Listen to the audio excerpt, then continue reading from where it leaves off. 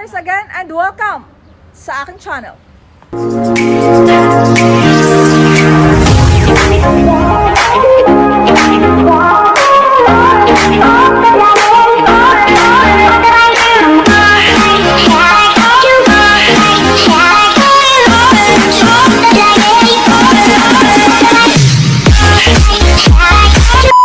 Ako naman pa ang inyong malambing na chikadora na nagsasabing tinunto. Ito yung araw pa na ito, wala pa tayong gagawin. Siyempre, meron pala tayong gagawin ngayon. Diyos ko, nakalimutan ko na naman. Pero bago po ang lahat, good morning, good afternoon, good evening. Kung saan man po kayong dako ng mundo ngayon. Kumusta po kayo? Naway safe po tayong lahat. So, ngayon, ngayon, ako na ngayon, no? Pero bago po ang lahat, invite ko po muna kayo to subscribe sa channel ko. Please, don't forget to hit notification bell para lagi po kayong updated sa aking video. And of course, sa akin pong TikTok, Kay Tere Flores Official, and sa akin pong FB page, Kay Tere Flores. So wala na bang patumpik-tumpik pa. Ngayon po ay magbubukas po tayo ng isang mahiwagang box. So mahiwaga, gaano ba kahiba-hiwaga ito? Actually, mag-open po tayo ng ipinadala na naman po sa ating box for today. Titingnan natin, tulungan nyo ako or alamin natin kung ano po ito. And magbibigay po tayo ng review and feedback sa ipinadala po sa atin.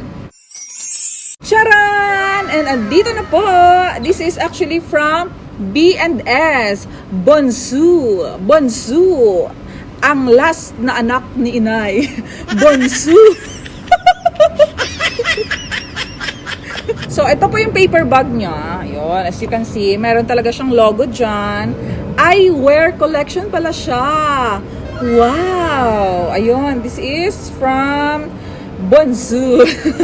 Ayun, tingnan natin. Actually, nung na-receive ko, nakapackage pa siya sa courier. Binuksan ko na-excite ako ba? Ayun, tingnan natin. Tcharan! So, ito po yung case niya. Actually, hard case siya. So, protected po talaga ang inyong sunglasses, no? Ayan, magnetic ang kanyang lock. Logo, B&S. May plastic pa. Okay lang tong gantong lagayan, plastic. Huwag lang ang mga kaibigan natin dyan, no? Dinamay pang mga kaibigan, no? Ayun, meron din siyang cloth for cleaning. Tcharan! This is actually color black, pero may ibang kulay pa po ito. Meron siyang pink, green, may brown, yon. Kung ano po ang inyong choice. And very lightweight. Oh, take note, ang kanya pong ganito, ayan, itong parang handle niya dito sa tenga natin, is made sa kahoy. So, hindi siya plastic. Ibig sabihin matibay po ito at hindi po siya nagdudulas kapag sinusuot po natin ito. And take note, this is handmade. Ayun, nakikita po ninyo dito. Nakita mo talaga, yan, handmade. May nakasulat siya. And ang lens po niya is polarized. And of course, UV protected po ito. Tamang-tama lang talaga kasi summer na ngayon, we need to protect our eyes sa damaging UV rays po ng sun. Ayun, perfect na perfect ito. Very, very light talaga siya, no? Kasi ako actually, hindi ako mag-mention, no? Ang aking ginagamit ngayon is medyo mabigat po sa aking ilong. Pero ito, tinry ko. Fit siya actually. Pero ang gaan lang niya. And ito po ay pwedeng pambabae, pwedeng panlalaki, unisex pa ito, no?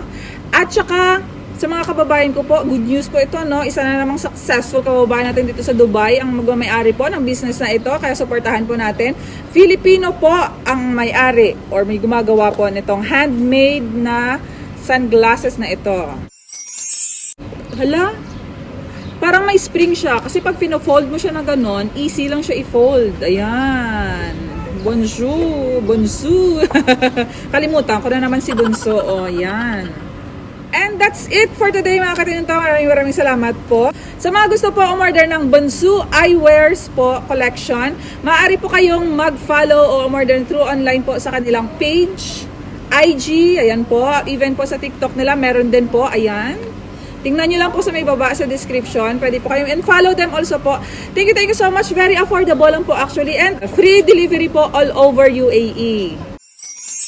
Bago po matapos ang vlog na ito, no, don't forget to like, subscribe to my channel, Kay Tere Flores, and also sa TikTok ko po, Kay Tere Flores Official, and sa aking FB page, Kay Tere Flores. Thank you so much. Much love and God bless. Bye!